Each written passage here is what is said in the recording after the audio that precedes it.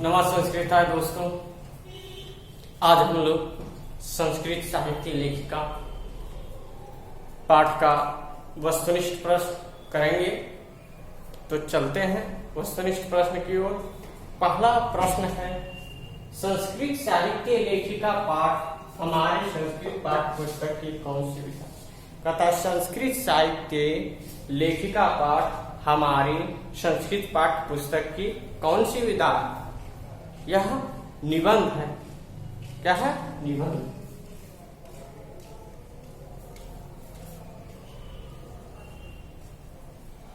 निबंध। अब कहता है संस्कृत साहित्य पद का सामासिक विग्रह करें। यह एक समस्त पद दिया हुआ है, इसका हम विग्रह करें।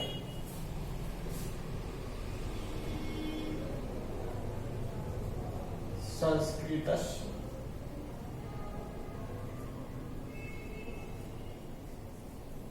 साहित्य, संस्कृत के साहित्य में षष्ठी तत्पुरुष।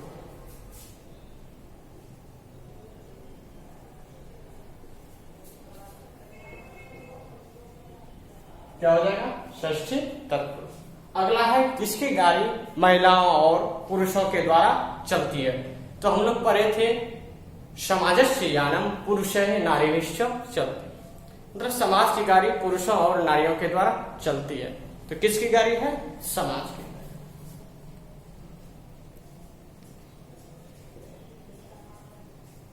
समाज।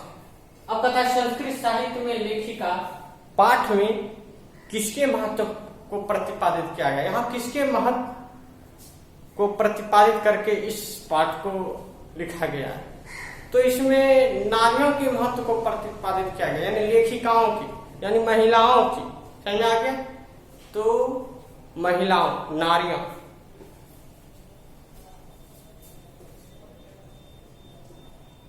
स्त्रियों, स्त्रियों के महत्व को प्रतिपादित किया गया है। अगला है, विशाल क्या है? तो हम लोग पढ़े थे विशाल क्या है? संस्कृत साहित्यम विपुलम संस्कृत साहित्यम। विपुल मतलब होता है विशाल, तो संस्कृत साहित्य क्या है? विशाल है।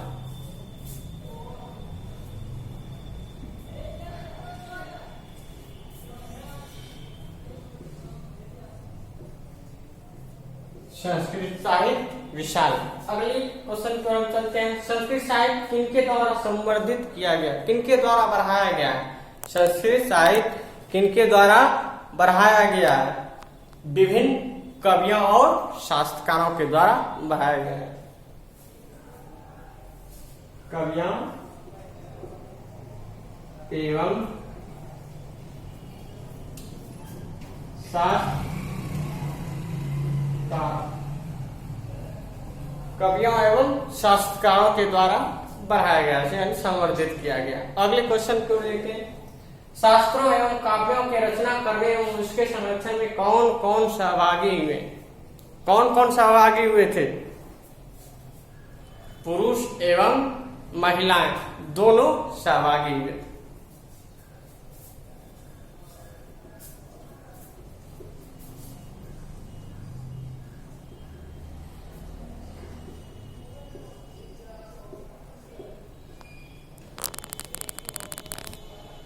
अब कथा, किस युग में मंत्रों के दृष्टा न केवल ऋषि थे बल्कि ऋषि पत्नियां भी थी? किस युग में? हम लोग पढ़े थे वैदिक युगे मंत्राणाम दर्शका न केवल ऋषियः अपितु ऋषिका अपि सन्ति। ऋषिका अपि सन्ति। कस्मिन् युगे? वैदिक युगे।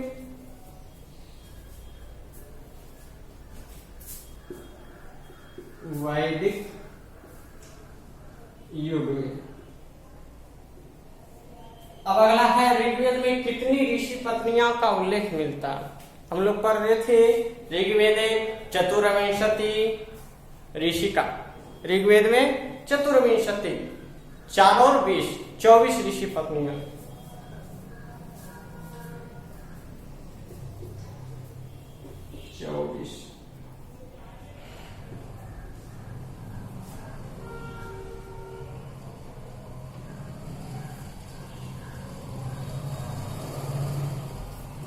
चतुर्विंशति।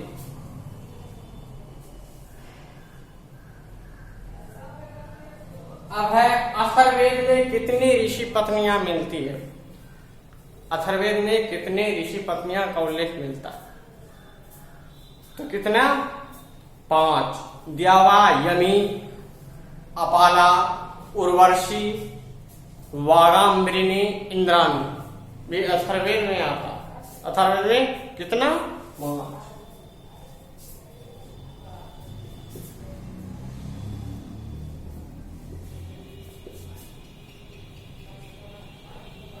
अब है बृहदारण्यक उपनिषद में याज्ञवल्क्य की पत्नी कौन थी?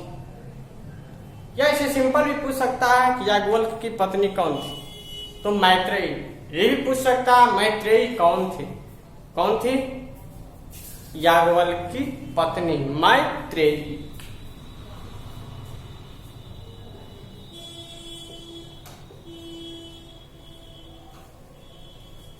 अब हम लोग 12 नंबर की ओर चलते हैं, देखते हैं। देखिए हम लोग 12 क्वेश्चन। वर्मा कहता है याज्ञवल्क्य की पत्नी मैत्रेयी किस विषय में रुचि रखती थी? हम लोग पढ़े थे कि दर्शन में।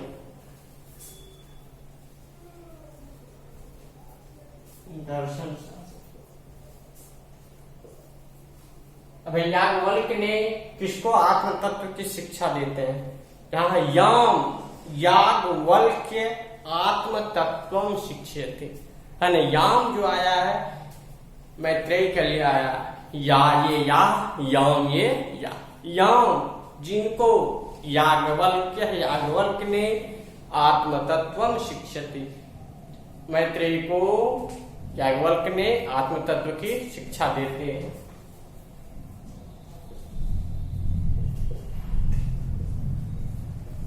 मैत्रेयी जनक की सभा में शास्त्रार्थ कुशला कौन थी?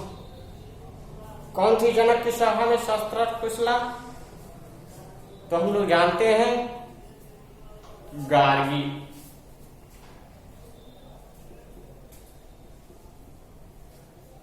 लौकिक संस्कृत साहित्य में प्रायः कितने कवित्रियों का 150 पद इधर उधर से मिलता? तो 40 कवित्रियों का 150 पद इधर उधर से मिलता। 40 समझ गए? प्रथम कल्प कौन है? उन 40 कवित्रियों में प्रथम कल्प कौन है? तो विजयांका।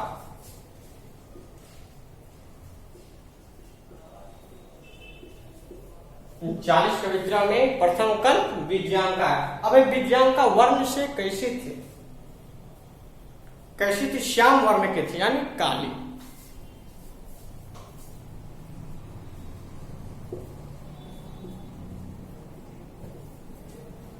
अब नीलोत्पल श्यामाम सर्व शुक्ला सरस्वती, यह जो श्लोक है किस पाठ से है? तो हम लोग संस्कृत साहित्य पाठ से पढ़ रहे हैं, तो यही पाठ होगा। संस्कृत साहित्य लेखिका। अब है सर्व शुक्ला सरस्वती किसे कहा गया है? किसे कहा गया है? विजयांका को कहा गया।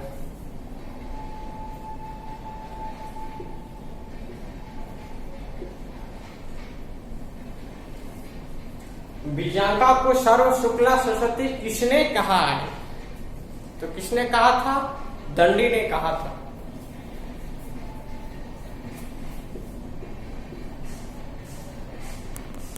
नीलोत्पल दल श्यामाम, यह जो पद है किसके लिए है? किसको कहा गया है?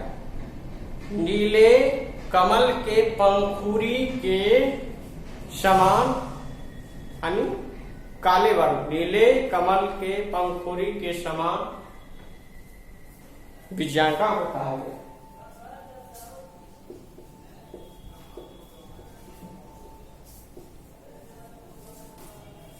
विजयांका का काल कितना माना जाता है? तो हम लोग पढ़े थे अष्टम शतकम, 8वीं सदी।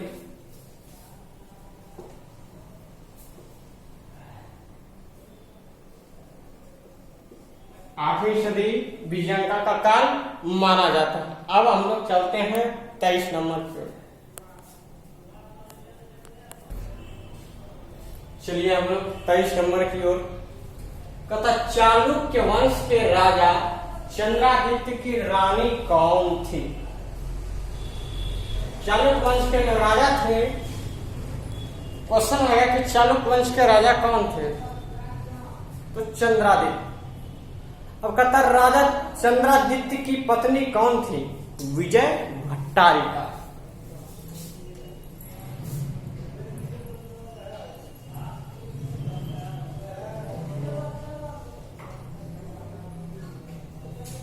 विजय भट्टारिका राजा चंद्रादित्य की रानी थी। समझ में आ गया? अब है विजयांका और किस नाम से जाने जाते थे? देखिए कि राजा चंद्रादित्य की पत्नी जो विजय भट्टारिका है, वही विजयांका के नाम से जानी जाती है। तो विजय भट्टारिका का ही दूसरा नाम विजयांका, यानी विजयांका और जो है विजय भट्टारिका के नाम से जानी जाती है। विजयांका और किस नाम से जानी जाती है? विजय भट्टारिका। ऐसा जो है बहुत लोग मानते हैं। बहवा मन्यते, बहवा जना मन्यते, बहुत से लोग मानते हैं। विजय भट्टारिका।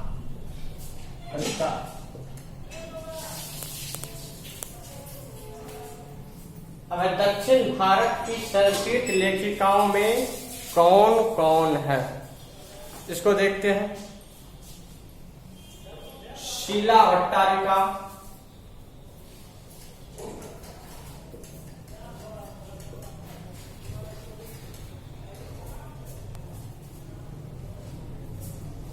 देव कुमारिका,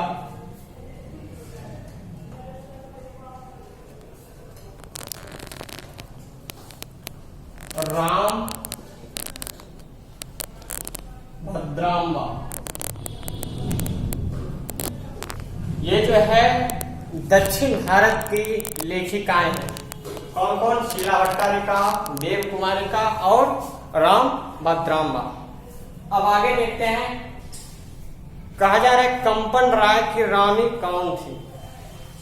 और देखिए कंपन राय जो है, इनका काल 14वीं शताब्दी माना जाता है। कितना? 14वीं सदी। किनका? कंपन राय का। तो कंपन राय की रानी कौन थी? गंगा देवी।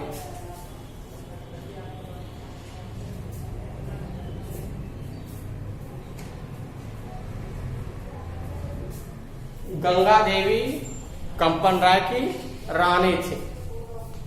अब है मधुरा विजय महाकाव्य किसकी रचना है? मधुरा विजय नामक जो महाकाव्य है, यह किसकी रचना है? तो यह रचना गंगा देवी की है, जो कंपन राय की रानी थी।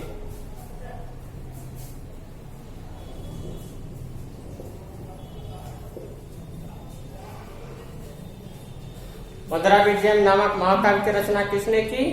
गंगा देवी। अब अगला है अच्युत राय की रानी कौन थी? इनका काल 16वीं सदी माना जाता है। इनका अच्युत राय। तो अच्युत राय की रानी कौन थी? तिरुमलांबा। 16वीं सदी। इनका काल तिरुमलांबा। तिरुमलांबा अच्युत राय की रानी थी। अब तिरुमलांबा ने ही वरदाम्बिका परिणय नामक बहुत ही विशाल चंपू काव्य की रचना की। चंपू काव्य आप लोग जान ही रहे होंगे। तो गद्य पद्य मिश्रित काव्य को चंपू काव्य कहते हैं। एक विशाल प्रौढ़ चंपू काव्यम और अच्युत। चंपू काव्य का क्या नाम है? वरदाम्बिका परिणय। यह वरदाम्बिका परिणय नामक प्रौढ़ चंपू काव्य की रचना किसने की? तो तिरुमलांबा।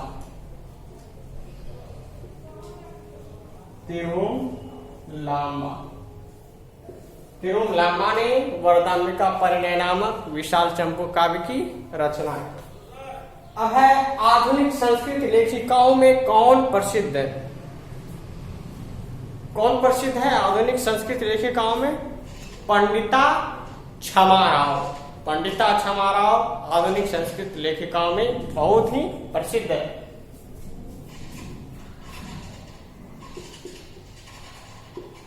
पंडिता क्षमा राव।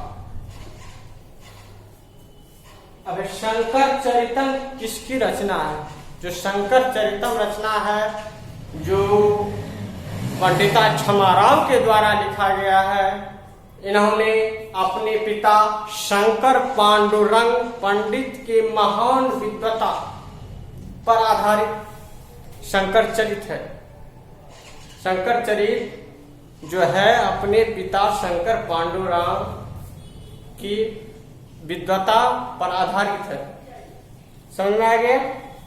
तो शंकर चरितम किसकी रचना है? पंडिता क्षमा राव। अब है शंकर चरितम की रचना किसकी महान विद्वता पर की गई है? शंकर पांडुरंग, मतलब अपने पिता शंकर पांडुरंग के महान विद्वता। शंकर पांडुरंग कौन थे? तो पंडिता क्षमा राव के पिताजी थे। उन्होंने अपने पिता के महान विद्वता पर आधारित शंकर चरित की रचना की। अरे कौन गांधी दर्शन से प्रभावित होकर अनेक गद्य पद की रचना की?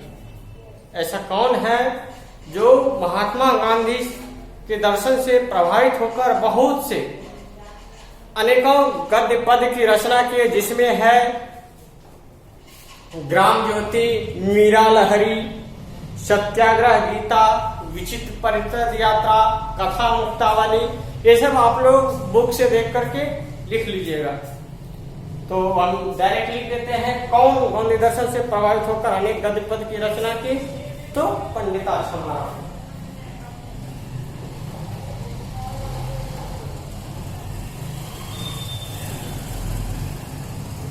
पंडिता क्षमा राव ने गांधी दर्शन से प्रभावित होकर अनेक गद्य पद की रचना। अब देखते हैं अगला कि वर्तमान काल की संस्कृत लेखिकाओं एवं कवित्रियों में कौन कौन है? वर्तमान काल की संस्कृत लेखिकाओं कवित्रियों में कौन कौन है? हम लोग जानते हैं पुष्पा दीक्षित, वनमाला भवाकर। पुष्पा दीक्षित, वनमाला भवालकर, मिथिलेश कुमारी इत्यादि। ये जो है वर्तमान काल की संस्कृत लेखिकाओं एवं कवित्रियों में जानी जाती है। तो हम लोग का वस्तुनिष्ठ प्रश्न यहीं पे खत्म होता है। आप लोगों को अगर कोई भी प्रश्न समझ में नहीं आए तो कमेंट्स के माध्यम से बता सकते हैं। धन्यवाद।